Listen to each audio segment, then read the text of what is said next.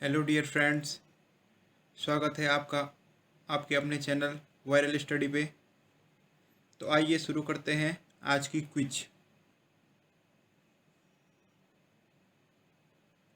Question number 1 है, विरंजक चूर्ण का रासायनिक सूत्र, यानी जो ब्लीचिंग पाउडर होता है उसका जो केमिकल फॉर्मूला वो आपको बताना है। NaCl, B CaOCl2, C CaCl2, D CaSO4। तो जो ब्लीचिंग पाउडर होता है इसका जो रासायनिक सूत्र है वो हो जाएगा CaOCl2। तो बी इसका जो करेक्ट आंसर हो जाएगा। इसका जो रासायनिक नाम है कैल्शियम ऑक्सीक्लोराइड कहते हैं, तो इसका फॉर्मूला हो जाएगा CaOCl2। नेक्स्ट क्वेश्चन,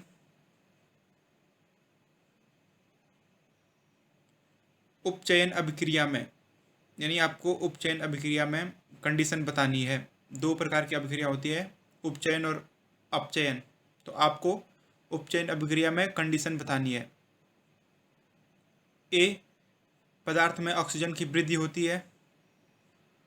बी, पदार्थ में हाइड्रोजन का ह्रास होता है। सी, ए व बी दोनों, या डी कोई नहीं। जो अपचयन अभिक्रिया है उसमें जो कंडीशन होती है वो आपको बताना है। तो इसका राइट आंसर होगा बी दोनों, यानी जो उपचयन अभिक्रिया होती है इसमें ऑक्सीजन की वृद्धि और हाइड्रोजन का ह्रास होता है, यानी हाइड्रोजन की कमी होती है और ऑक्सीजन की वृद्धि होती है। और इसके जो ठीक रिवर्स यानी उल्टा हो जाएगा, जो अपचयन अभिक्रिया होती है उसमें ऑक्सीजन का ह्रास होता है और हाइड्रोजन की वृद्धि होती है। तो इसको भी आपने नोट करना है। तो नेक्स्ट क्वेश्चन, सरिस्का राष्ट्रीय उद्यान है। Sariska national park is located A Punjab, B Rajasthan, C Manipur, D Mizoram. तो सही आंसर है इसका option number B, Rajasthan. Sariska national park है जो ये राजस्थान में है।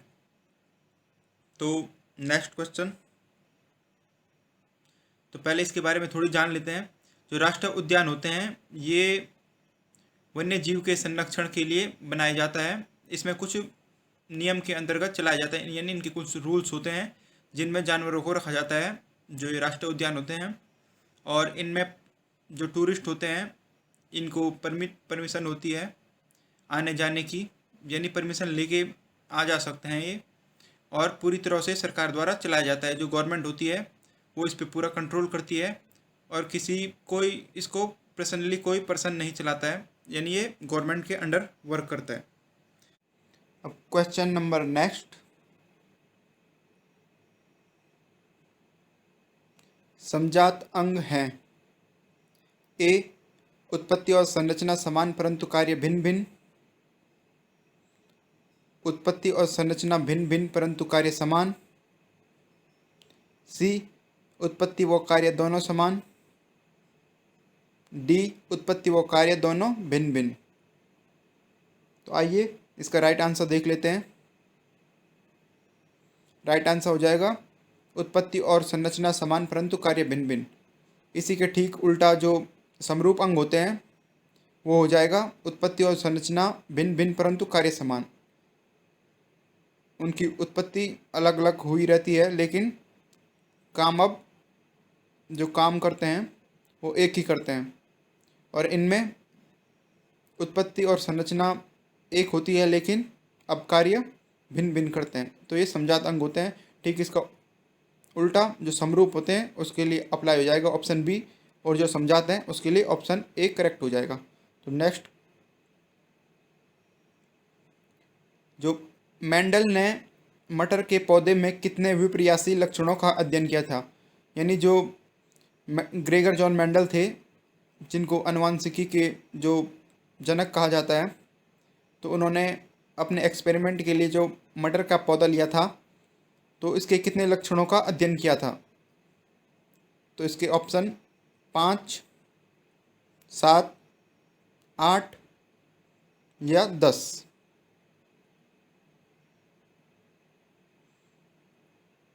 तो सही आंसर हो जाएगा ऑप्शन नंबर बी, 7।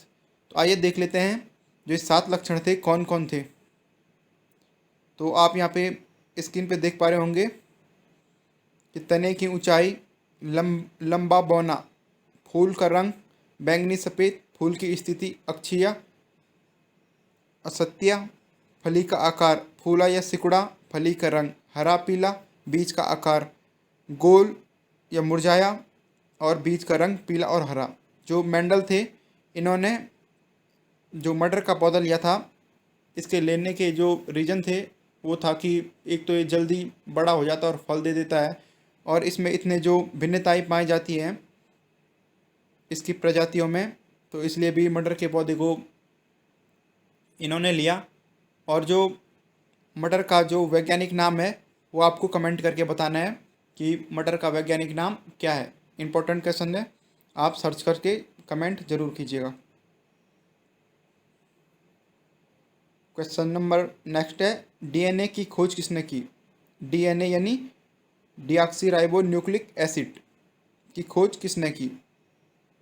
ए Gregor John Mendel, B Albert Einstein, C Watson और क्रिक, डी रॉबर्ट हुक। तो सही आंसर है ऑप्शन नंबर सी, वाटसन और क्रिक ने डीएनए की खोज की, यानी डीएनए की संरचना की खोज की वाटसन और क्रिक ने। तो नेक्स्ट क्वेश्चन की ओर चलते हैं। जो सर्वग्राही रक्त समूह है, यानी यूनिवर्सल रिसीवर, जो सबसे ब्लड ले सकता है, वो कौन सा ब्लड ग्रुप है? आपको बताना है। ए, बी, ए बी या ओ। जो यूनिवर्सल रिसीवर है वो हो जाएगा आपका ए बी। ए बी जो होता है, तो ये यूनिवर्सल रिसीवर होता है, और ए बी में भी जो ए बी पॉजिटिव होता है। और जो यूनिवर्सल, इसी के साथ बता दूं, जो यूनिवर्सल डोनर यानी सर्वदाता होता है वो होता है O negative. Next question,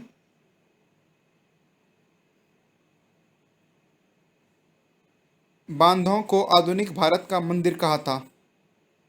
the dam was were called the temple of modern India.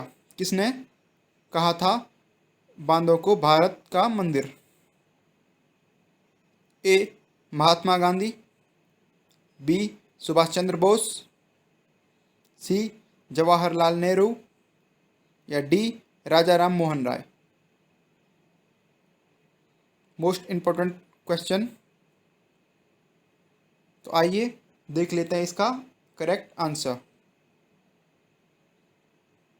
Jawaharlal Nehru. तो आधुनिक भारत का मंदिर इन्होंने बांधों को कहा था, यानी जो डैम होते हैं, तो ये कहा था जवाहरलाल नेहरू जी ने। ये भारत के जो फर्स्ट प्राइम मिनिस्टर थे। नेक्स्ट क्वेश्चन, मानव नेत्र पर बनने वाला प्रतिबिंब होता है। जो मानव नेत्र यानी ह्यूमन आइज पे जो इमेज बनती है वो बनती है ए आभासी तथा सीधा, बी वास्तविक तथा सीधा, सी आभासी तथा उल्टा, डी वास्तविक तथा उल्टा। ये भी इंपॉर्टेंट क्वेश्चन है, मोस्ट इंपॉर्टेंट है। तो सही आंसर है इसका ऑप्शन नंबर डी, वास्तविक और उल्टा। जो मानव नेत्र पे जो प्रतिबिंब बनता है वो बनता है वास्तविक और उल्टा।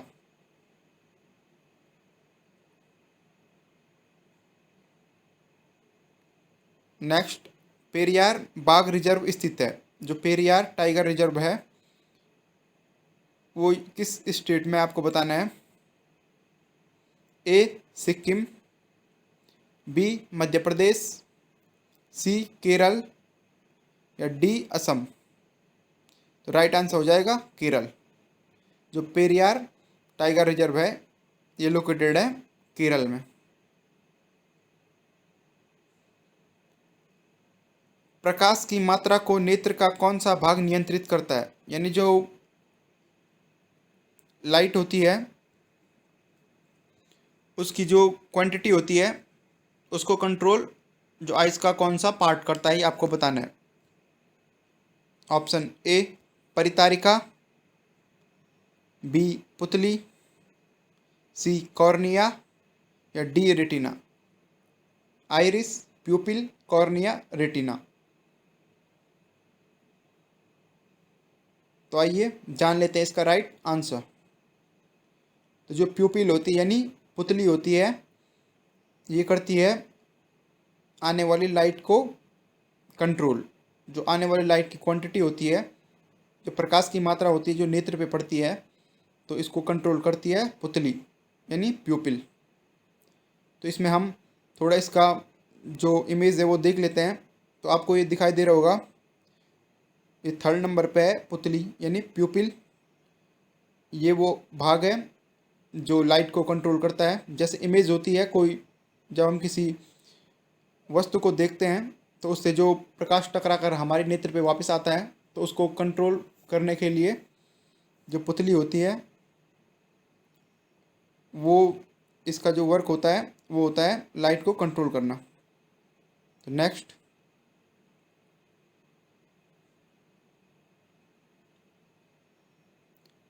भारतीय वन्य जीव संरक्षण लागू हुआ। जो जानवरों को बचाने के लिए, जो जंगली जानवर है उनको बचाने के लिए जो एक संरक्षण नियम जो था वो लागू हुआ। इसका ईयर बताना है आपको। ए 1971, बी 1972, सी 1973, डी 1974। यानी 1971, 1972, 1973 और 1974। तो सही आंसर है इसका ऑप्शन नंबर बी 1972 यानी 1972 में भारतीय वन्यजीव संरक्षण अधिनियम जो है लागू हुआ। नेक्स्ट क्वेश्चन, बांधवगढ़ राष्ट्रीय उद्यान यानी Bandhavgarh national park in located A Madhya Pradesh, B Assam, C Uttar Pradesh, D Uttarakhand. अगर आपको लग रहा है कि वीडियो फास्ट चल रही है तो आप वीडियो को स्लो कर सकते हैं या आंसर के लिए आप पॉज कर सकते हैं वीडियो को। तो इसका राइट आंसर देख लेते हैं। राइट आंसर हो जाएगा ऑप्शन नंबर ए। बांधवगढ़ जो नेशनल पार्क है ये है एमपी यानी मध्य प्रदेश में। आपको बताना है कि एमपी की जो कैपिटल है, जो राजधानी है वो कहाँ है, कमेंट में आपको बताना है। और अभी तक अगर आपने चैनल को सब्सक्राइब नहीं किया है तो चैनल सब्सक्राइब करिए। ये चैनल आपके सिलेबस पे वर्क करता है। तो नेक्स्ट क्वेश्चन, मानस बाघ रिजर्व स्थित है। जो मानस टाइगर रिजर्व है ये किस स्टेट में है आपको बताना है। ए उत्तर प्रदेश, बी असम, सी मणिपुर, डी सिक्किम।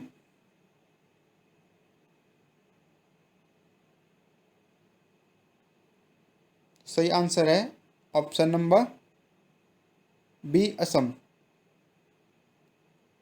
लेकिन इसको आप एक बार क्रॉस चेक ज़रूर कीजिएगा क्योंकि इस पर मुझे कंफ्यूज लग रहा है, कंफ्यूजन हो रहा है कि मानस बाघ रिजर्व लोकेटेड इन।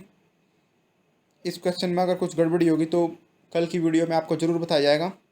एक बार आप भी क्रॉस चेक कीजिएगा। तो नेक्स्ट क्वेश्चन,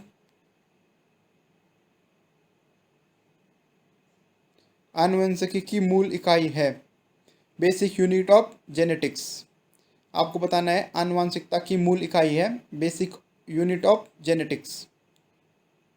ए DNA, B RNA, C gene या डी गुणसूत्र।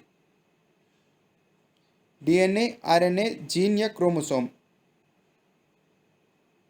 तो इसका जो राइट आंसर हो जाएगा ये हो जाएगा ऑप्शन नंबर सी, जीन। जो जेनेटिक्स की जो बेसिक यूनिट है वो हो जाएगी जीन। तो जान लेते हैं हम थोड़ी जीन के बारे में। जीन आनुवंशिकता की मूलभूत शारीरिक इकाई है, ये तो आपको क्वेश्चन में बता चुका हूँ। यानी इसमें हमारी आनुवंशिक विशेषताएं यानी जेनेटिक जो विशेषताएं हैं इनकी जानकारी होती है। जैसे हमारे बालों का रंग कैसा होगा, आँखों का रंग कैसा होगा, या हमें कौन सी बीमारी हो सकती है, और यह जानकारी जीन्स में जो है मौजूद होती है और कोशिकाओं के केंद्र में मौजूद तत्व में रहती है, जिसे डीएनए कहते हैं। यानी ये डीएनए के अंदर होती है जो जीन होती हैं, और इसके अंदर हमारी जो आने वाली या पिछली पीढ़ी है उसके द्वारा जो हमारे अंदर जो लक्षण आए हैं तो ये जीन में मौजूद होते हैं। तो आपको ये नोट करना है। तो थैंक यू सो मच दोस्तों।